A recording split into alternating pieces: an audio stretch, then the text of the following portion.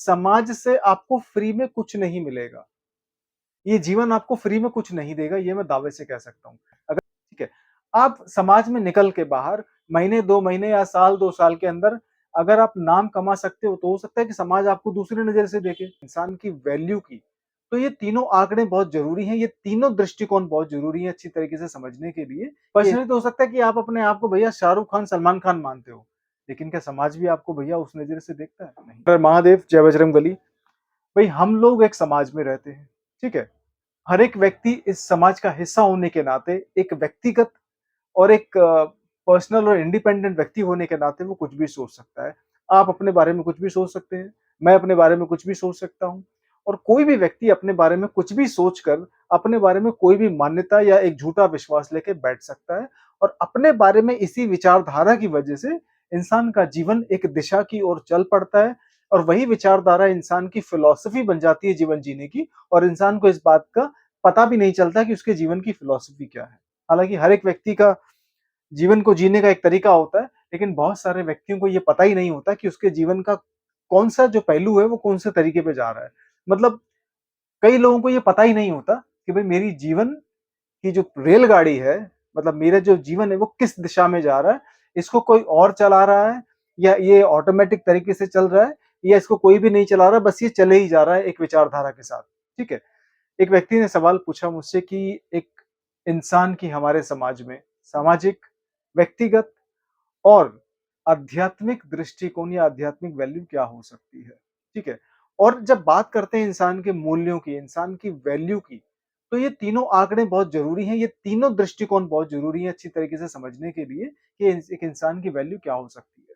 सबसे पहली चीज़ बात करते हैं व्यक्तिगत मूल्य या फिर एक पर्सनल वैल्यू की। पर्सनल वैल्यू का जो आधार होता है वो हमारे माता-पिता, ठीक है? हमारा धर्म, हमारी सामाजिक विचारधाराएँ, हमारी सामाजिक मान्यताएँ, झूठी-सच्ची जैसी भी होती हैं, ठीक है? हमारे बारे में हमें क्या बताया जाता है कि आपकी क्या वैल्यू है, आपका विश्वास कैसा है, आपकी लर्निंग कैपेबिलिटी कैसी है, किस विचारधारा के साथ किस मतलब एक बिलीफ सिस्टम के साथ आपका पालन-पोषण होता है और किस विचार कौन-सी विचारधारा के साथ आप बड़े होते हैं, आप वयस्क होते हैं और जीवन को देखने की कोशिश करते हैं, ठीक है? और जीवन की कौन-सी फिलॉसफी आपकी बुद्धि में, आपके जीवन में भरी गई है कि हाँ, ये एक जीवन जीने का तरीका है, ये एक जीवन जीने का मतलब पॉइंट ऑफ व्यू है और आपको ऐसे ही जीवन जीना है। तो ये होती है कुछ चीज़ें जो इंसान को अपने बारे में सोचने के लिए मजबूर करती हैं और यही विचारधारा, यही आधार इंसान के जीवन के जो अलग-अलग रास्ते होते हैं, सही, गलत या कन्फ्यूजन में, वो सारे रास्ते यही विचारधाराएँ आगे जाके दिखाती हैं कि आपको इस रास्ते पे चलना है, आपको उस रास्ते पे चलना है, ठीक है? दूसरा तो इस विचारधारा के दौरान हालाँकि हर एक व्यक्ति, दुनिया में जीने वाले हर व्यक्ति जितने भी हैं, वो सारे इस विचारधारा से प्रभावित होते हैं कि भैया बड़े होके आप क्या गुल खिलाओगे? कौन-सा आप पहाड़ खोदोगे? ठीक है? कौन-सा आप ऐसा कारनामा अंजाम दोगे कि दुनिया आपकी रिस्पेक्ट करे और आपको सिर्फ व्यक्तिगत और सामाजिक तरीके से नहीं बल्कि आध्यात्मिक और एक अच्छे स्तर पे भी देखे।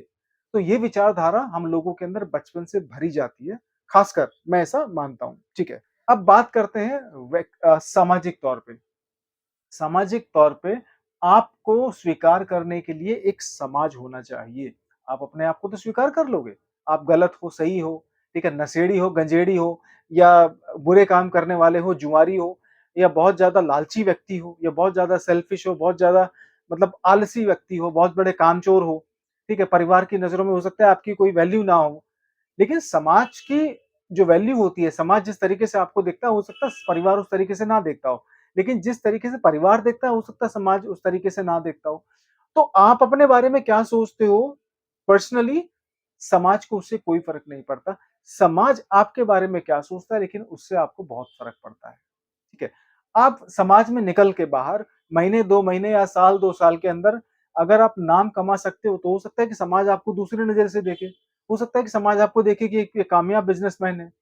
हो सकता है कि समाज आपको इस नज़रिए से देखने की कोशिश करे कि हाँ भाई, ये व्यक्ति बहुत ही सामाजिक है और बहुत ही न्यायप्रिय है और बहुत ही अच्छी विचारधारा इसके अंदर मतलब विचारधारा को ये फ़ॉलो करने की कोशिश करता है अपने व्यावहारिक और प्रैक्टिकल लाइफ़ में भी। तो पर्सनल पॉइंट ऑफ व्यू आपका कुछ भी हो सकता है आपके बारे में, लेकिन समाज आपके बारे में क्या सोचता है, ये आप ही को बदलना पड़ेगा। समाज आपके बारे में क्या सोचता है और कैसी विचार और किस नज़रिए से आपको देखता है, ये नज़रिया आपको ही बदलना पड़ेगा। समाज आपकी कितनी रिस्पेक्ट करता है, कितनी बुराई करता है, आपकी उपस्थिति में आपका मज़ाक उड़ाता है या फिर आपकी अनुपस्थिति में या फिर आपकी एब्सेंस के अंदर क्या आपकी पॉज़िटिव बातों को मतलब बातों के बारे में बात करता है, ये आपको ही बदलना पड़ेगा। समाज ऑटोमैटिकली किसी को रिस्पेक्ट नहीं देता।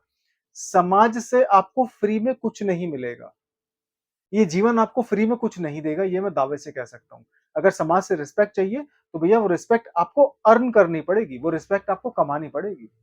फ्री में तो आपको कुछ भी नहीं, फ्री में सिर्फ ऑक्सीजन मिलती है इस धरती पे और कुछ नहीं मिलेगा, ठीक है? और वो भी अगर आप बीमार पड़ जाओगे और आपको सिलेंडर की ज़रूरत पड़ गई, तो भैया ऑक्सीजन भी मतलब फ्री में नहीं मिलने वाला, उसकी भी आपको कीमत चुकानी पड़ेगी। लेकिन सवाल यहाँ पे अभी ये आता है कि समाज का नज़रिया बदलने के लिए पहले आपको अपने आप को देखने का तरीका और नज़रिया बदलना पड़ेगा, ठीक है? आप हो सकता है माँ-बाप की नज़रों में हीरो हो, लेकिन क्या समाज भी आपको हीरो मानता है? तो एक व्यक्ति की जो वैल्यू होती है, उसके जो मूल्य होते हैं, जो एक्चुअल में जो उसके मूल्य होते हैं, वो समाज निर्धारित करता है अगर आप व्यावहारिक और प्रैक्टिकल तरीके से लाइफ को देखने की कोशिश करोगे तो, ठीक है? पर्सनली तो सारे अपने आप को हीरो मानते हैं। पर्सनली तो हो सकता है कि आप अपने आप को भैया शाहरुख खान, सलमान खान मानते हो, लेकिन क्या समाज भी आपको भैया उस नज़रिए से देखता है? नहीं। तो बात यहाँ पे है कि समाज आपको किस नज़रिए से देखता है, इस पे आपको खुद काम करना पड़ेगा। तीसरा पॉइंट ऑफ व्यू बताता हूँ आपको मैं, आध्यात्मिक पॉइंट ऑफ व्यू, ठीक है? आध्यात्मिक दृष्टिकोण से देखा जाए, तो परमात्मा की नज़रों में या किसी ऐसे व्यक्ति की नज़रों में जिसको वाक़ई ज्ञान की प्राप्ति हो चुकी है, हर एक मनुष्य, हर एक जीव-जंतु, हर एक प्राण लेने वाला मतलब साँस लेने वाला कोई भी ऐसा जीव जो इस धरती पे है, एक आध्यात्मिक व्यक्ति की नज़रों में सब समान होते हैं।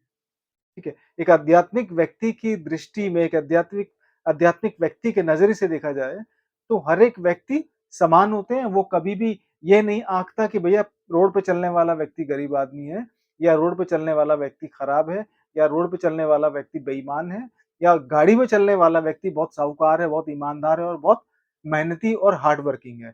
एक आध्यात्मिक दृष्टिकोण से ये सारी की सारी चीज़ें मायने नहीं रखती। आध्यात्मिक दृष्टिकोण से सिर्फ कुछ चीज़ें मायने रखती हैं कि व्यक्ति कितना परमात्मा से जुड़ा हुआ है, व्यक्ति कितना न्यायप्रिय है, व्यक्ति अपने कर्मों को लेके कितना ईमानदार है और व्यक्ति दूसरों के प्रति कितना मीठा बोलता है, कितना उनकी सेवा करता है और दूसरों को कितना किस नज़रिए से देखता है। ये कुछ चीज़ें होती हैं जो आध्यात्मिक व्यक्ति को दुनिया को देखने का नज़रिया बताती है और आध्यात्मिक दृष्टिकोण से देखा जाए तो जीवन वैसे भी बहुत सरल है। किसी मनुष्य को देखना भी बहुत सरल है। ठीक है? आध्यात्मिक दृष्टिकोण या आध्यात्मिक जीवन बहुत ज़्यादा कॉम्प्लिकेटेड नहीं होता है। अध्यात्म चीज़ों को सरल बनाने की कोशिश करता है। अध्यात्म कोई एमबीए का कोर्स नहीं है कि आपको सारे फॉर्मूले या सारे कॉन्सेप्ट्स याद रखने पड़ेंगे।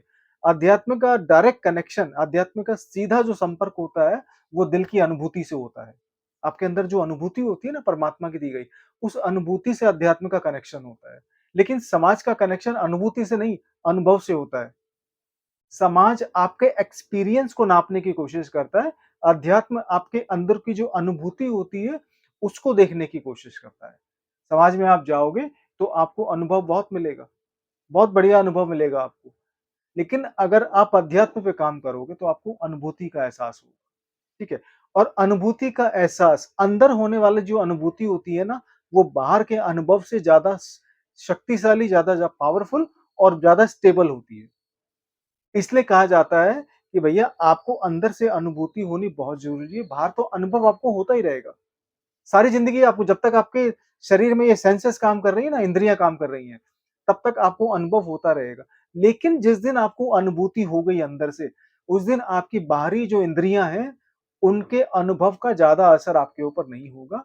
ये है आध्यात्मिक दृष्टिकोण। तो एक व्यक्ति पर्सनल पॉइंट ऑफ व्यू से कुछ भी हो सकता है। सामाजिक दृष्टिकोण में उसको क्या बनना है ये समाज डिसाइड करता है या समाज आपको कैसे देखता है ये आपको खुद डिसाइड करना है। लेकिन आध्यात्मिक दृष्टिकोण से हर एक व्यक्ति समान है, हर एक व्यक्ति परमात्मा की नज़रों में एक जैसा है और जितने भी कर्म आपने यहाँ करे होते हैं, परमात्मा फिर भी आपको कर्मों से हटा के आपको एक एक एक जीव की तरह देखता है। इससे ज़्यादा और कुछ नहीं। हर हर महादेव, जय बजरंगबली।